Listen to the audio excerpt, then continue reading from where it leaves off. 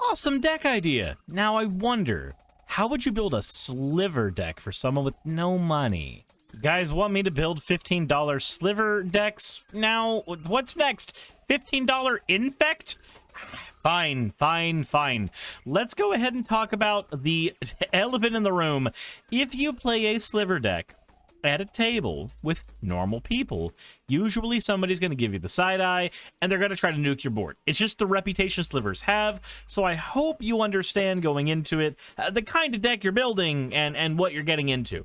It has nothing to do with slivers being more or less powerful than any other kindred tribe and commander. It has to do with just a particular history of ire towards slivers in particular from just a myriad of players. So let's go ahead. Oh, also, first sliver, I guess, is the other reason why. People who see sliver players just imagine that they're fighting a first sliver player every time, and nobody likes that because Cascade is nutto and has never been balanced. But that's besides the point. That's besides the point. We got to talk about how to build slivers for $15 while the commander can be $1 or less. And there's really only two options. You can either get the thick boy version of Grave Mother, or you can get Rakumerul. And for now, we're just going to go ahead and call her Rakurumel. Caramel. If you take the RU out, it's just RU Caramel. She's RU Caramel. It's Caramel the biologist. So Caramel here has a wonderful ability that we are going to be able to just abuse. So as she enters the battlefield, choose a creature type. Slivers you control and non-token creatures you control are all that type in addition to their other creature types. You can also make sure that spells you control have the same effect. Cards you own that aren't on the battlefield have that effect, so cards in your graveyard get it. And if you pay 3 and tap it, you make a 1/1 colorless sliver creature token. All good effects, all just absolutely amazing. However, I need to go ahead and tell you right now, we didn't really build a sliver deck. I'm lying. We built the sliver deck. The deck contains... Oh, sorry. The deck contains 27 slivers, and it is the most represented creature type in our deck. However, the card type we're going to be naming every time with Caramel is Elf. And I'm going to make that make sense for everybody as the video goes on. But first of all, let's get the elephant out of the room. We are playing a 5-color commander, which means mana fixing is paramount. And as much as I would like to use a gates base for mana fixing, which is my go-to in budget, I can't actually do that in here because it turns out a gates base is more expensive than anything else, and the deck is already about 17 cents over that $15 budget, so I'm already in that playing with pennies area of deck budget. So let's go ahead and talk about our ramp package and why it is making our deck function as well as it can. So this is Rift Sower. He is an elf druid. He can tap for 1 mana of any color. He pays for 3, which is not a great yield, but he also has Suspend 2, which helps us out a ton. Then we have Mirror Convert. You've seen it in a lot of my decks by now. 2 mana creature. You can pay 2 life and get 1 mana of any color. It's an amazing yield for what it is. Sentinel Stalwart. This card lets you tap any other card on your battlefield, artifact or creature, and add a mana of any color. Lifespring Druid, add a mana of any color for 3. It is not the greatest rate of return, but note we are a 5-color deck, so we don't get to use things like Llanowar Elves or Finehorn Elves. We have to rely on the elves that cost 1 or 2 more, but also give us perfect mana fixing. Wayfarer's Bauble can get any of the lands we're missing out of our deck. Search for Tomorrow can do the same thing. Paradise Druid can tap for 1 mana of any color. Jasper Sentinel can tap itself and another elf to get 1 mana of any color. Wood Elves can get any forest out of your deck, which is important because we are actually running all the Tango lands in this deck. Ornithopter of Paradise can add a mana of any color at 2 mana. Gemhide and Mana West Sliver are carrying the bulk of the ramp package, being able to add a mana of any color and making sure that all of our slivers can add a mana of any color so they can actually retroactively fix all of our other slivers into really good mana rocks, mana dorks. Mana Weft and Gemhide Sliver are really good slivers. If you've never played slivers before, these are amazing. All slivers have this same ability, basically.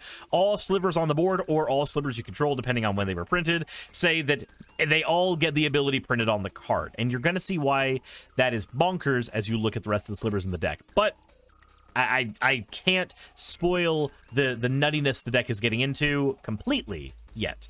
But there is one card in our rant package I got to talk about. It's the last card in our rant package, and I'm leading up to it because this card is silly. Elvish Archdruid says all of your elf creatures, and for us that also means slivers, all your elf creatures get +1/+1, and then you can add a green for every elf you control. You know, every sliver you control you add a green for. That's really, really busted. So, I hope you understand just a little bit about the theme we're going for, but let's go into the next important bit, our draw package. This is how we're going to be getting into more cards of the deck, and then you'll see kind of where things are going. But first we have Feed the Infection, a very, very generous draw 3 and lose 3 life for 4 mana. Basically the budget rate of return staple with things like Harmonize, Feed the Swarm, Ambitious Cost. All those cards are basically the exact same card. We were only able to squeeze Feed in because of the other stuff we have in here. Hollowhead Sliver gives all of our slivers looting. It normally wouldn't be pure draw, but we are able to do it at a pretty high rate. If you have Wooburg already, you don't need a ton of extra mana, so you can start filtering those dead cards out for better cards this way. Rumor Gatherer, every time you get a creature on the board, scry 1. If it's the second time, draw a card instead. Garrick's Pack Leader, every time that a creature power 3 or greater enters the battlefield under your control, draw a card. Because our slivers lord a lot of 1/1 power to everything, this is going to be online a lot. Then we have Camaraderie. Gain X life and draw X cards, where X is the number of creatures you control, and then give them all 1/1 until end of turn. A fun way to finish off a person, just giving everybody a quick glorious anthem, or a way to recoup your life, or a way to draw. It does all of that all at once. For the same rate of return, we have Collective Unconscious, draw a card for every creature you control, and Shamanic Revelation, which also draws you a card for every creature you control. And we also have Distant Melody, which draws you a card for every sliver you control. Well, every creature type that you choose. So if you have your commander out, you're choosing Sliver. If you don't have your commander out, then, or if you choose the other way around, wow, I am tongue-twisted. If your commander is out, you're choosing Elves. If your commander is not out, you're choosing Slivers.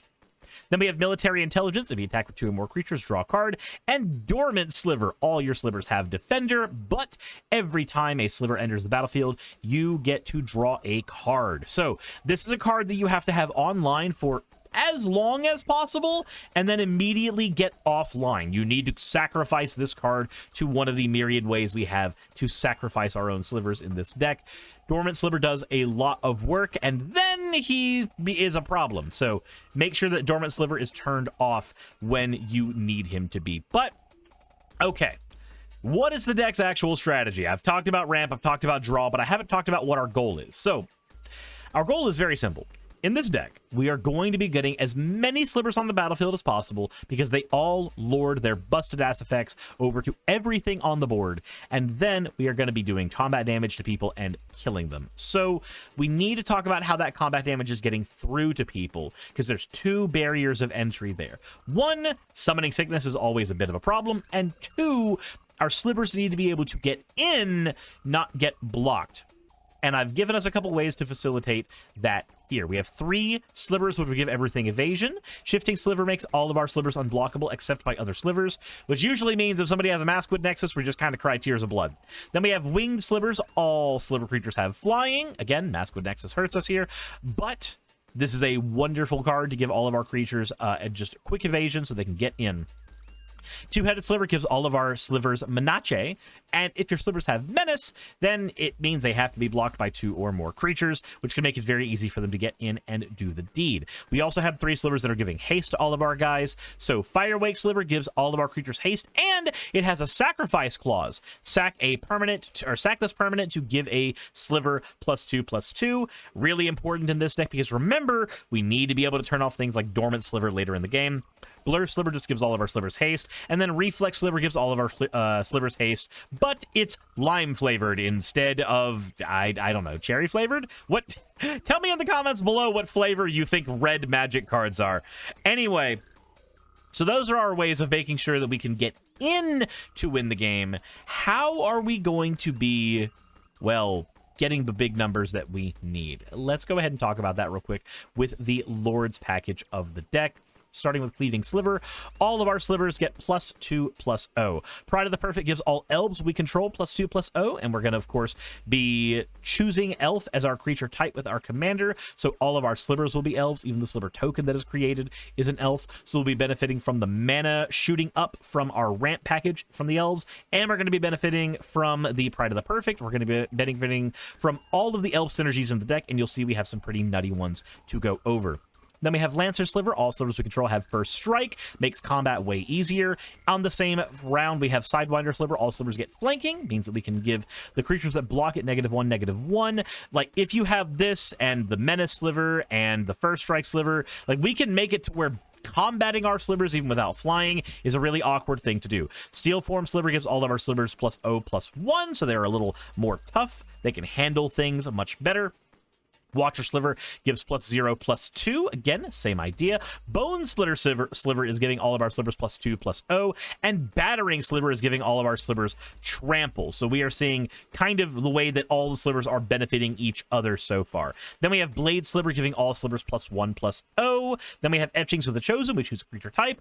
All the creatures we control have 1/1 if they are of the chosen type. And then we can sack a creature of the chosen type to make any creature gain indestructible until end of turn. So we can use this to do things like protect our commander or protect the big mana dork I showed you earlier, or we can use this to do things like turn off Dormant Sliver. I don't know if you realize Dormant Sliver is really strong, but I've had him bite me in the ass before, so I made sure we have ways of turning him the hell off.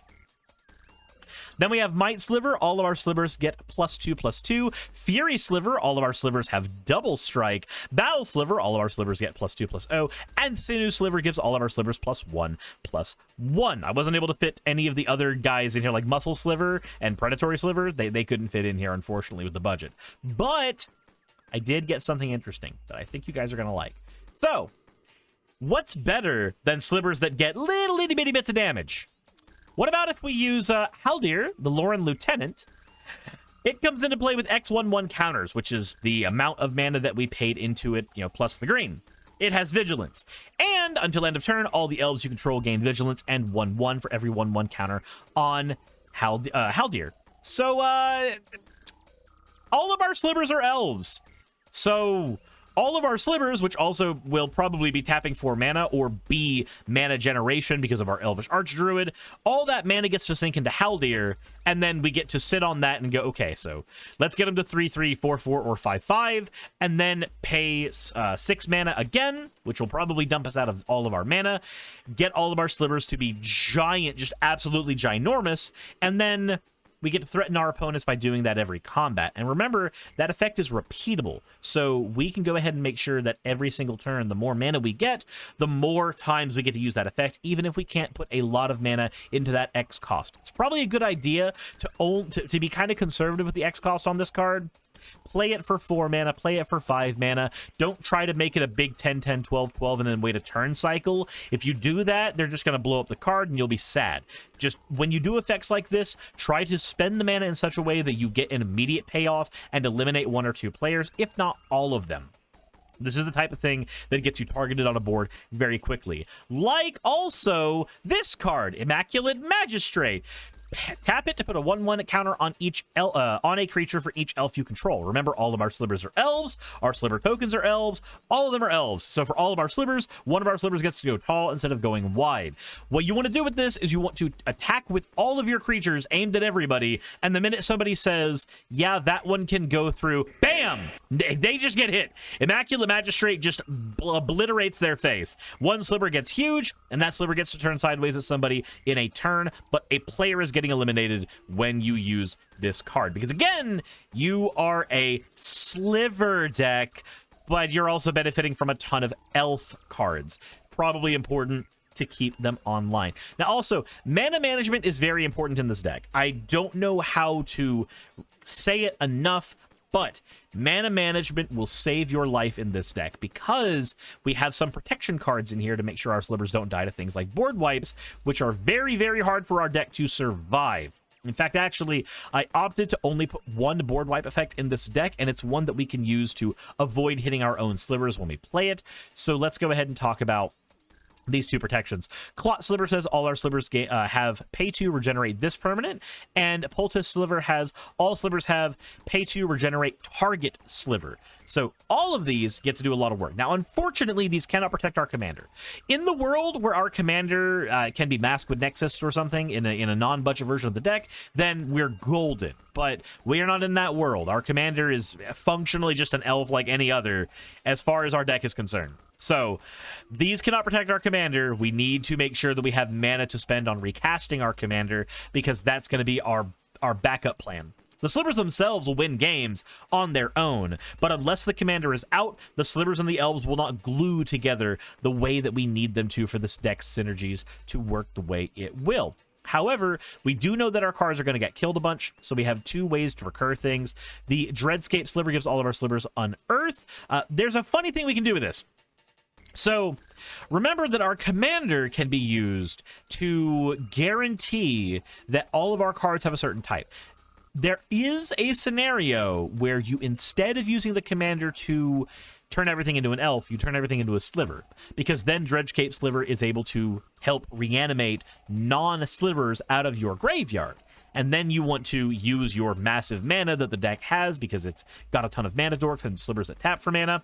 You want to be able to blow up your own commander and then bring it back as an elf call instead of a sliver call, so that everything is online again. But Dreadscape Sliver is doing a lot of work even with just the sliver package in the deck. Remember, we are running 27 slivers. A third of the deck is all sliver anyway. Then we have Timeless Witness, a human shaman that ETBs and gets a card from your graveyard to your hand, and then you can eternalize it to get that effect again. I don't know how to reiterate that in decks that have cards that die, which is all decks in Magic the Gathering, you should run some way to recur your cards. Your strategy is going to get stopped. It's guaranteed it's going to get disrupted. You need a way to recur that. Now, there is one thing that I'm a bit low on in this deck, and I don't feel great about it, but because of the way this deck works, it's not as big a deal. We do have a bit of an anemic removal package in this deck, and some of the ones I've opted for are ones specifically to protect our board. Despite being in 5 colors, we are really limited on removal still, so we have Cancel to counter a target spell, and Negate to counter a non-creature spell. Generally speaking, unless somebody's winning the game, hold Negate up for the board wipe. You know that a board wipe's going to come for you. It's inevitable. You're playing slivers. We also have Meteor Golem, my son, because Meteor Golem is it's a high cost card, but in this deck we have ways to create a ton of mana very quickly, so we can avoid the negative effects of Meteor Golem pretty well. Then we have Mortify, destroy any creature or enchantment, Putrefy, destroy any artifact or creature, and Generous Gift, which we can use to destroy any type of permanent. These are all wonderful effects for making sure that our opponent's myriad of permanents do not stay on the board. But we also have Harmonic Sliver. Anytime a sliver enters the battlefield, you may destroy target artifact or enchantment. And then Necrotic Sliver says when you can sacrifice any sliver by paying 3 mana and destroy any permanent. This is not only a good way to blow up anything on the board, it's a good way to turn Dormant Sliver off, because I can't tell you how important it is to turn Dormant Sliver off when you need to win. Anyway, the last removal card we have in the deck is not really removal, it's more a board wipe, Harsh Mercy. I have it in removal instead of board wipes, though, because oftentimes Harsh Mercy is killing maybe a card or two on each player's field because of the way it works. If somebody else is playing a Tybalt deck, then Harsh Mercy is not going to work very well on them. But if somebody's playing like Aristocrats or any kind of synergistic build that is not based on creature type, Harsh Mercy is wonderful. Each player chooses a creature type. Blow up all creatures that are not the type chosen this way. So for you, if our opponents have open mana, we are choosing slivers. If our opponents do not have open mana, we are choosing elves.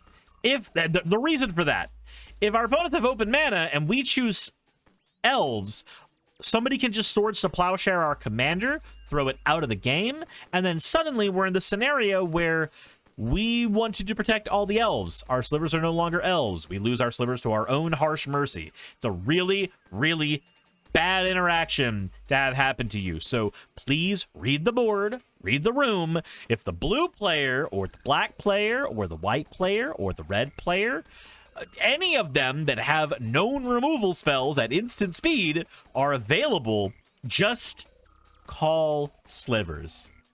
It's the safe bet. Call elves when you know you don't need them. So Anyways, let's go ahead and go to the last major section of the deck. This is the token section. Now, our commander is already a token generator, so these don't have to be super hard, but Imperious Perfect gives all of our elves 1/1, which of course means our slivers get 1/1, and we also can use it to create a 1/1 green elf creature token, which can increase our draw power from most of our draw package. It can also increase the mana we're getting from all of our stuff. In the event that our commander is in sliver mode, though, remember that she is not transforming the green elf warrior creature tokens into slivers, so they do not benefit from things like mana weft. Just important to note. Elvish Warmaster generates a elf every single time an elf touches the battlefield once per turn. So remember, your slivers are elves in the hand because of our commander, so this works out for you as well. And you can pay 7. All elves you control gain +2/+2 and death touch until end of turn. Another way to just very quickly bolster all of our slivers on the board, because they are all elves with this deck. And then we have Reflection of Lich Jara. As it enters the battlefield, choose a creature type. Whenever you cast a spell of the chosen type, copy that spell. Remember, we do get to turn our cards into elves while they are in the hand. So this means that when we cast a sliver, we will get 2 slivers, and we cast an elf, we will get 2 elves, so long as we are choosing the right one. If we are playing at a removal heavy table, then it's probably better to choose slivers, because now there are the more things that make your commander a lightning rod, and this will make your commander a lightning rod, the more things that make your commander a lightning rod, the more dangerous it is for your commander to be out.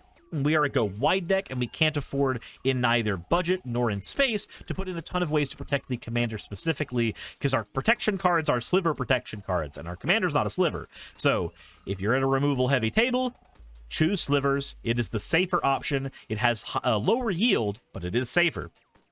If it's a removal heavy table, you've got somebody playing the new Judith or anything like that, then calling elves is not going to help you.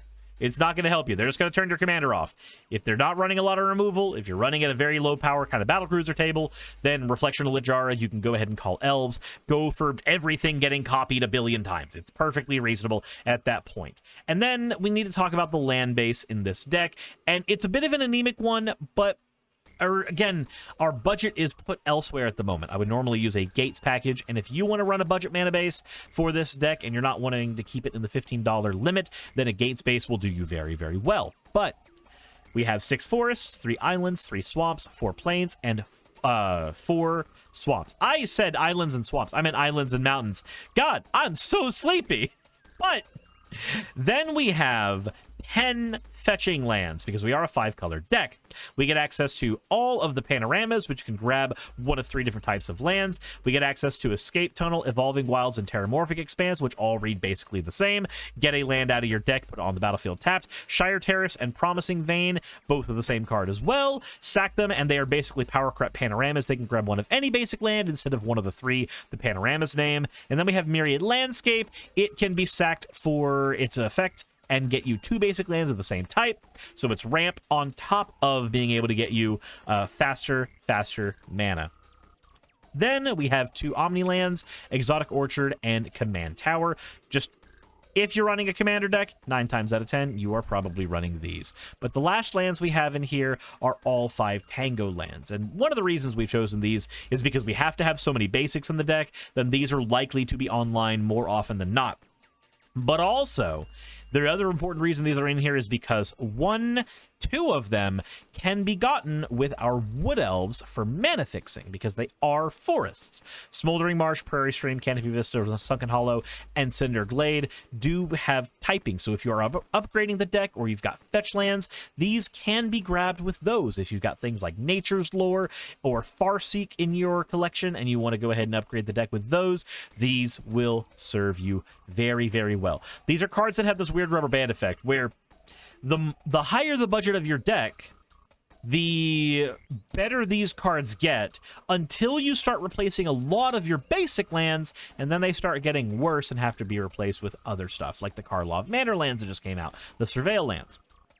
But at our power level, for our purposes, we're not our power level, rather, the deck is powerful. At our budget level, however, these are perfect for what we are doing. So, what is our grand strategy here? Our grand strategy, now that we've gone over every card in the deck, is we have a ton of ramp. We are going to get our commander online as fast as possible. Our commander can create sliver tokens, which count as elf tokens because we're calling elf. Now all of our slivers will benefit from all of our elf synergies. All of our elves that say add a mana for every elf, they say add a mana for every sliver and elf. All of our elves that say that all of our elves get +1/+1, no, they are actually honorary slivers. They are giving all of our slivers extra stuff. Distant Melody now is not reading a 2-type creature deck, it's reading a 1-type creature deck. We are trying to get our slivers to be big. We're getting 2 or 3 lords out, whether they are the elf lords or the sliver lords, doesn't matter. We are spawning a bunch of tokens, whether they are elf tokens or sliver tokens, again, doesn't matter. But the sliver tokens will benefit from both the elf and the sliver effects, so they will always be bigger, and they're guaranteed tokens because they are part of our commander's ability. After that, we are trying to get one of these guys, Shifting Sliver, Wing Sliver, or Two-Headed Sliver, so that we can make it to where our creatures are very evasive and hard to block, and we can just ram these things into people's throats, and they will die by lots and lots of combat damage. We have ways of making sure our slivers can go wide with things like Fury Sliver and Might Sliver. We have ways of making sure our slivers have a pseudo Craterhoof Behemoth effect with things like Halder and the aforementioned Elvish Warmaster. And then we have ways of making sure that one sliver can go tall in the case of a Voltron commander doing something nutty to us. If we want that sliver to have a really neat combat trick, we have Immaculate Magistrate that will allow us to take care of that really quickly. Now, as a fun aside, there is a trick you can do with this card if you are playing at a non-budget version of this deck. If your commander is in sliver mode, then Immaculate Magistrate will be a sliver. You can play any card that gives all slivers you control flash, or you can play like Leyline of Anticipation to make sure that all of your cards can play at instant speed. And you can then use this as a combat trick, a pay 4 mana and tap it when it comes into play with haste, because you've got slivers that give all slivers haste. You can then use it as a fun combat trick. Not in this version of the deck, but it is one you can use if you are doing a upgrade path of the deck. But with that all said, I hope you all enjoy. This deck is going to draw you a ton of cards because it's trying to go very, very wide. It's going to cause people to get very freaked out, and people are going to have to read your commander a couple times when you enter the arena with other people, because once you're at a pod and you tell them, yeah, I'm playing Slivelves, it's not going to sound like it makes sense until you start playing it and they're like, oh, all of your cards combined with each other. They all work with each other. The slivers are all elves. All the elf synergies work with them. This also means that if you are moving this away from the $15 budget, your part of your upgrade path can include things like Priest of Titania and other X-cost spells, because with the slivers all being elves, we can then create a ton of mana to sink into Rakumaril. And if we want her to make more tokens, we can add things like Patriarch Seal and Umbral Mantle to our ramp and equipment packages so that she can untap repeatedly with the extra mana we are generating from things like Priest of Titania. Also, the Priest with Umbral Mantle just goes it goes infinite anyway, so there's hopefully some ideas of directions you can take the deck. Of course, as you upgrade the deck, you can get lower cost slivers that do more things, more slivers that do flying, more slivers that give power, more slivers that have nutty effects that can be branched onto all slivers. You can put a Maskwood Nexus in the deck so that you have a second copy of your commander waiting in the 99. You've got a lot of things you can do with this deck. With all of the extra cards that slivers have gotten recently, and all of the love that Wizards has given elves over the years, you should have 1,000,000,001 ways to abuse this commander. Also, another fun thing you can do with it if you are upgrading, you can put in legendary clone effects. Clone effects like Spark Double, which can remove legendary status from a card. You can plop them on the board so that Rakumaril will then have a second activation of its ability on the board, so you can say, hey, all of my cards are slivers and elves, so now they are cross-covering each other. That's another thing you can do, and of course clones work really well in a deck like this because so many elves have really good effects that are limited to being, only 1 or 2 of in your deck, and so many slivers have things like, +1/+1, +2/+2, or flying, or other effects that you want to double up on either for redundancy or because they just stack on top of each other like the plus effects do. So clones are another way you can upgrade this deck and just have a blast getting copies of your commander's effect, getting copies of your other cards, but make sure they are the cards like Irenicus's Vile Duplication or Spark Double, cards that can remove the legendary status from the card so that your commander is a legal target for it. Anyways, hope you guys enjoyed the deck. Let me know what you think in the comment section below. That is my take on Slivers, but, you know, also they are elves. It's also my way of building an elf deck that isn't Lathril and just shoving it in all of your faces. You wanted Slivers, and I technically delivered. As always, everybody, thank you all for watching these videos. I'm so happy that we are approaching 3,000 subscribers, and everybody who is a member on the channel does get early access to these videos when I can get them out a few days early, so there's that. But enough shilling for me. Let me know what you guys think in the comment section below. Hit the like button if you haven't already, and as always, everyone, insert end of video tagline here. Hey, I just quickly want to give a thank you to all of my wonderful patrons who keep this show running. YouTube and Twitch are a pretty bumpy ride at the best of times, and the stability that Patreon provides me is worth more than I can say here. I'd also like to thank each and every one of my $20 and up patrons here, and they would be Red Joker, Britzkrieg, Cameron, Dren, Jemshin, Smiling DM, Poundini, Mabbity Babbity, Naomi, Isaac, Agamotto, Jordan, Ravi, Giuni, Kiratorian, Prisma, all of you, I'm not saying that part, and Starlight. And finally, thank you to everyone else that helps keep this channel alive. While you're here, why not check out another video? And thank you for watching.